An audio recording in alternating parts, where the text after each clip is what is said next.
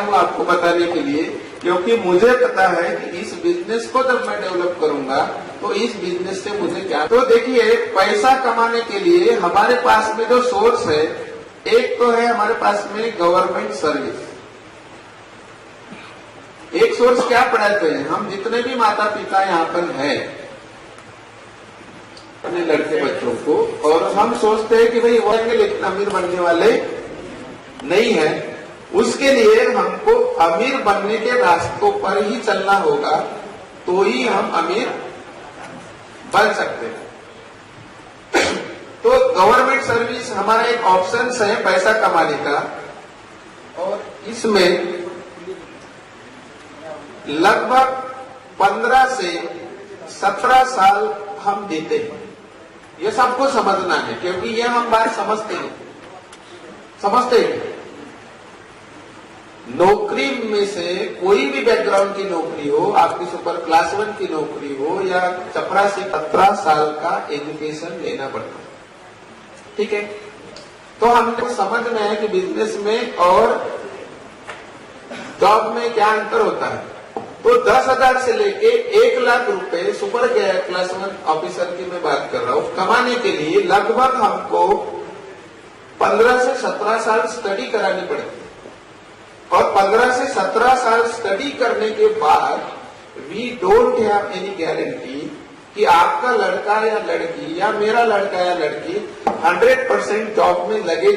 फिर भी हमने 15 से 17 साल लगाए हैं, और ये लगाने के बाद में हमने क्या शुरुआत की है, जॉब, और वहां से हम क्या कमा रहे हैं, पैसा। तो ये एक पैसा कमाने का जरिया है। This is not the final stage, एक केवल ऑप्शन है। जब तक हमारी एज खत्म नहीं हो जाती, नौकरी के लिए हमारी एज खत्म जब तक नहीं हो जाती, तब तक हमारे माइंड में सेकंड ऑप्शन के प्रति विचार ही नहीं आता। क्या लगानी पड़ती है, इन्वेस्टमेंट लगानी पड़ती है, लैंड देखना पड़ता है, कौन सा बिजनेस करना है उसके बारे में हमको सोचना पड़ता है, वो कितने दिन चलेगा नहीं चलेगा, ये सारी चीजें आके लगा लिया कि नहीं लगाया, कौन सा बिजनेस के बारे में सोचेंगे। तो ये एक बिजनेस कमाने का पैसा कमाने का ये क्या है, माध्यम है, जिसके वजह से हम बिजनेस से पैसा बना सकते हैं। तो आज तक के हमारे माता पिता ने मात्र 2 ही रास्ते बताए हैं, या तो पढ़ाई करके नौकरी करो, नौकरी नहीं लगी तो छोटा मोटा अपना एक धंधा चालू करो और वहां से पैसे कमाओ।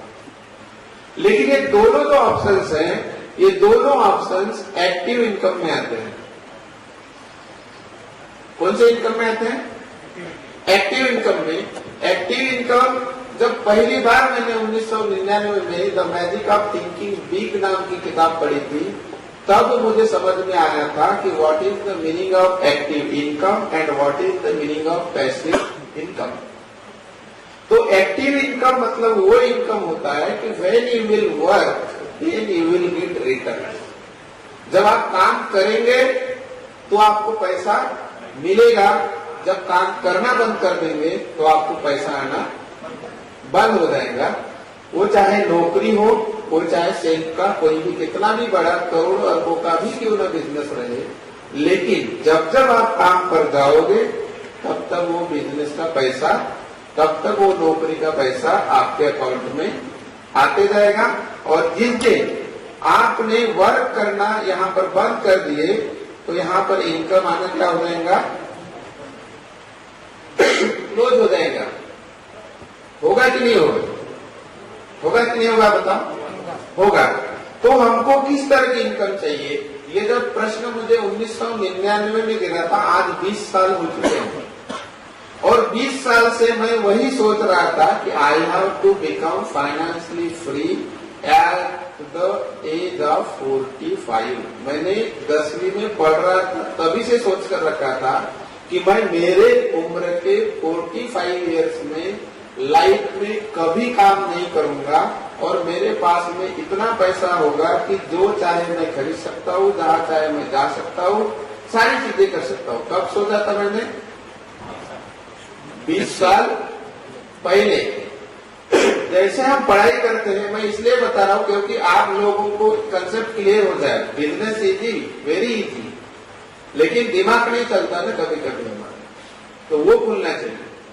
क्यों सोचा था? क्योंकि 15-20 साल पहले हम जब अपने लड़के बच्चों को बिजनेस का जो प्लान में अभी जो बताने जा रहा हूँ, 1 ईयर डेडिकेशन के साथ में काम करके 1 करोड़ पर मंथ बना सकते हैं।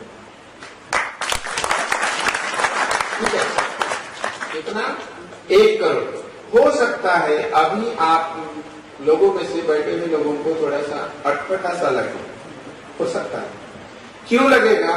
क्योंकि हमने 1 करोड़ रुपए पर मंथ कमाने वाले व्यक्ति कभी देखे नहीं। हो सकता है कुछ लोगों ने देखे होंगे तो उनको पता हो सकता है, हार्डली 2 करोड़। ठीक है, लेकिन दूसरा प्रश्न मेरे सामने में ये आया कि आज मेरी 50-60 हजार रुपए की नौकरी है, तो उसमें से हर महीने में कितना बचा रहा हूं? कितना बच रहा है? तो जब कैलकुलेशन निकला तो बजट निकला 0 बराबर के बराबर। 2, 4, 5 हजार बचे तो बचे, राइट। तो अगले 15 साल में मेरे कितने बचने वाले हैं? कुछ भी नहीं, क्योंकि 2 लड़कियां हैं, लड़कियां बड़ी होंगी, पढ़ाई में एजुकेशन पैसा लगेगा, शादियों में लगेगा, तो मेरे पास क्या रहने वाला? Nothing, right. तो मैंने ये सोचा कि 1 साल या 2 साल मैं यदि इसमें सिंसियरली वर्क करूंगा तो कितने बना सकता हूं? 1 करोड़ पर मंथ, जो कि रिटायरमेंट तक के भी मुझे मिलने वाले नहीं है।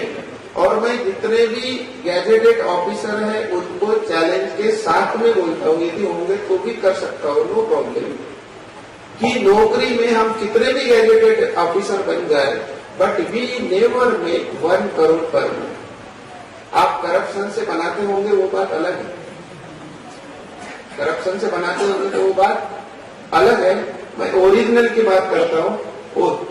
ओरिजिनल यहाँ पर white money 1 crore per month आप बना सकते हो। और ये जब मुझे पता चला कि आज मुझे 1 करोड़, तो 12 महीने के कितने हो गए?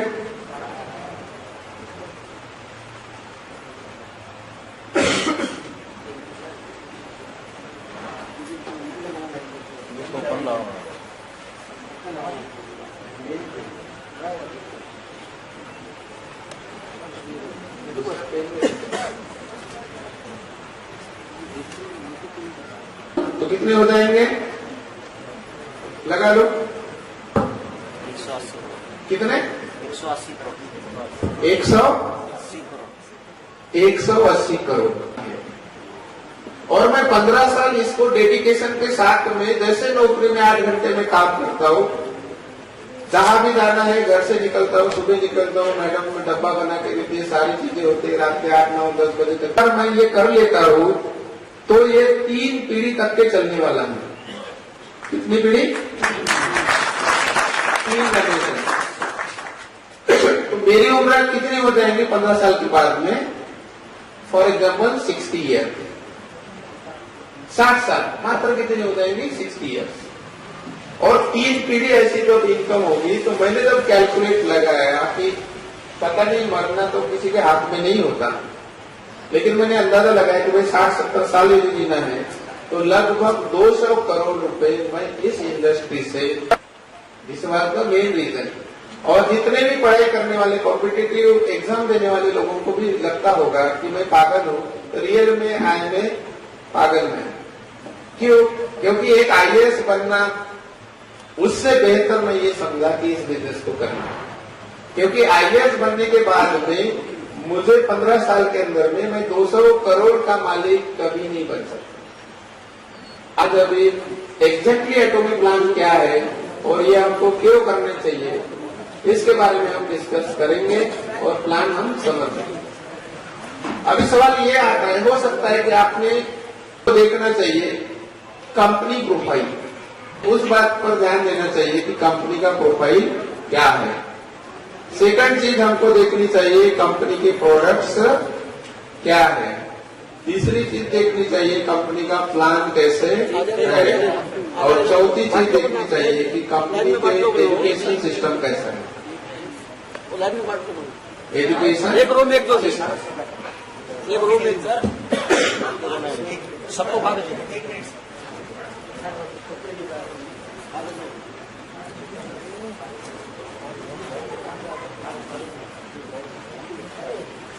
नहीं है, क्योंकि जो नॉलेज देने का जो मकसद होता है केवल घर गृहस्थी चलाने के लिए होता है क्या? होता है क्या? नहीं होता, सभी बैकग्राउंड के लोगों के लिए होता है। तो उसी प्रकार हालांकि हम तो एटॉमिक बिजनेस समझने को आए हैं, वो तो समझेंगे ही समझेंगे, लेकिन हो सकता है कि मेरा समझाने का तरीका कुछ लोगों को समझ में नहीं आया होगा, तो उनका दिमाग और भी चल सकता है कि एटॉमिक से बेहतर प्लान और भी मार्केट में है, तो इस पैमाने पर वो जान सकते हैं। राइट। तो सबसे पहले हम देखेंगे कंपनी का प्रोफाइल। तो कंपनी के प्रोफाइल में नंबर 1 पर आपको ट्राई करना है कंपनी प्रोफाइल, और ये सबसे मोस्ट इंपॉर्टेंट है कंपनी प्रोफाइल। कंपनी प्रोफाइल में यहां पर है एटॉमी। सबसे पहले हम ड्रा कर लेंगे और उसके बाद में 1 बाय 1 हम डिस्क्रिप्शन करेंगे। यहां पर है केरी, यहां पर है Kolmar. What is KAERI? KAERI means Korean atomic energy research institute. KAERI का नाम क्या है? Korean atomic energy research institute. तो ये जो एटॉमिक जो वर्ड है, यहां से एटम वर्ड लेकर गवर्नमेंट ऑफ कोरिया ने उसका क्या बनाया? एटॉमी।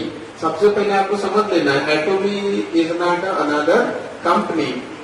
एटॉमी is the joint venture of Kolmar and KAERI. Atomy is the joint venture of Kolmar and KAERI. तो कोलमार और केरी का जॉइंट वेंचर यहां से जो एटॉमिक वर्ड था यहां पर लिया और इसकी शुरुआत की 2006 में। ठीक, इसके बारे में तो अपन बाद में देखेंगे। केरी के बारे में देखते हैं। केरी ये गवर्नमेंट ऑफ कोरिया के ऑर्गेनाइजेशन, जैसे भारत में इसरो काम करता है उसी प्रकार कोरियन गवर्नमेंट में ये केरी काम करती है। केरी का एक ही काम है रिसर्च एंड डेवलपमेंट करना, और ये रिसर्च एंड डेवलपमेंट 1959 से कर रहे हैं।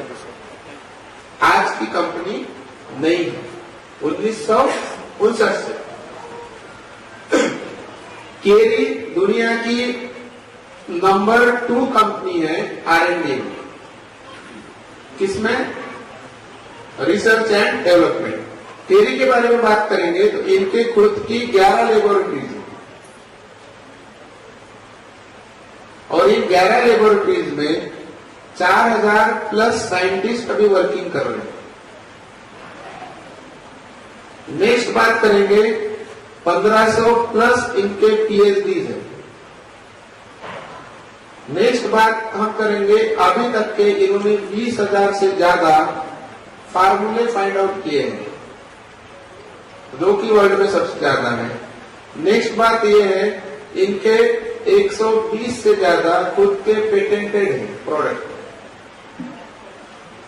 नेक्स्ट बात यह है केरी के बारे में आपको जानकारी देना है कि लीवर जो कैंसर होता है, लीवर कैंसर में वर्ल्ड में सबसे पहली बार इन्होंने इंजेक्शन बनाया।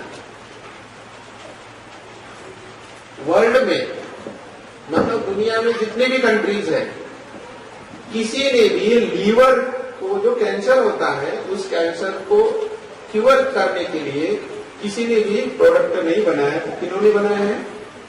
केरी ने बनाया है। इसके बारे में सारी जानकारी आप गूगल पर, यूट्यूब पर देख सकते हैं।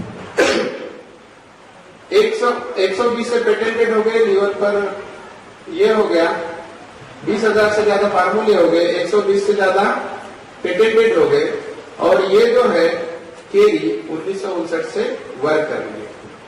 तो गवर्नमेंट दुनिया का पहला गवर्नमेंट है कि जिन्होंने एमएलएम इंडस्ट्री में कदम रखा है। आज तक के हम जितने भी एमएलएम इंडस्ट्री देख रहे थे, सभी जगह प्राइवेट कंपनियां काम कर रही थी, बराबर। कभी देखे गवर्नमेंट को एंटर करते हुए? नहीं। ये दुनिया का एकमात्र प्लेटफॉर्म है जहां पर केरी रिसर्च एंड डेवलपमेंट करती है। अभी हम देखेंगे कोलमार के बारे में। कोलमार की खुद की 11 मैन्युफैक्चरिंग यूनिट है, ठीक है। इसकी शुरुआत 1921 से हुई है। अभी 2 साल के बाद में 100 साल इसको पूरे हो जाएंगे। दुनिया में जितने भी टॉप 500 कंपनीज हैं, टॉप 500 कंपनीज, इनके लिए कोलमार प्रोडक्ट बना के देती है। उसमें से टॉप ब्रांड का नाम है Amway, Nu Skin, Chanel, Sasa, and there are so many companies, ठीक है। तो एमवे का नाम सभी ने सुना है, सभी ने सुना है। तो कोलमार ऐसा एक जॉइंट मैन्युफैक्चरिंग यूनिट है कि जो वर्ल्ड में जितनी भी कंपनीज है, टॉप 500 कंपनी, वो चाहे एमएलएम बेस्ड कंपनी हो, वो चाहे प्राइवेट बेस्ड कंपनी हो, उनके लिए ये प्रोडक्ट मैन्युफैक्चरिंग करके देने का काम करते हैं। कौन करते हैं? कोलमार। और इनका खुद का R&D सेंटर है, खुद का रिसर्च एंड डेवलपमेंट सेंटर है, और खुद ये टेक्नोलॉजी में OEM टेक्नोलॉजी और ODM टेक्नोलॉजी का इस्तेमाल कर इस प्रोडक्ट का मैन्युफैक्चरिंग कराते हैं। OEM means original equipment manufacturing, और ODM मतलब ओरिजिनल डिजाइन मैन्युफैक्चरिंग। इसका मीनिंग ये होता है कि आज तक के कोलमार ने अपना लेबल लगाकर मार्केट में कभी भी अपने प्रोडक्ट नहीं बेचे। That is original equipment manufacturing. ये जो डिजाइन करते हैं, तो इनकी डिजाइन की कॉपी कोई नहीं कर सकता। इनकी खुद की डिजाइन ओरिजिनल की जाती है, इसकी कोई कॉपी नहीं होती। तो ये सारी जो काम है, ये कौन करता है? कोलमार करता है। और कितने, अभी लगभग 2 साल के बाद में इनका 100 साल पूरा हो जाएगा। दोनों जो है, कोलमार और केरी, गवर्नमेंट ऑफ कोरिया ने दोनों का क्या किया है? Joint venture. दोनों का क्या बना है? Joint venture. और ज्वाइंट वेंचर बनाकर ये केरी ने जो एक प्रोडक्ट को फाइंड आउट किया था, जिसका नाम है हीमोहीम, जो आज हमारे पास में अवेलेबल है हमारे बिजनेस में, तो इसके वजह से इसका निर्माण करना पड़ा एटोमिक। किसके वजह से? ओनली हीमोहीम के वजह से। गवर्नमेंट को कोई इसमें हर्बल कॉन्सेंट्रेट है जो कि कैंसर से लेके 44 प्रकार की जो भी छोटी मोटी बीमारियां होगी हमारे बॉडी के अंदर में, उसको क्योर करता है। कौन? हीमोहीम। आज तक के वर्ल्ड में कैंसर को 100% क्योर करने वाला कोई भी फार्मूला किसी भी कंट्री ने नहीं निकाला है क्या? नहीं है। जब और ये निकालने के पीछे रीजन ये है कि यहाँ जो काम कर रहे थे साइंटिस्ट, कितने काम कर रहे थे? 4000।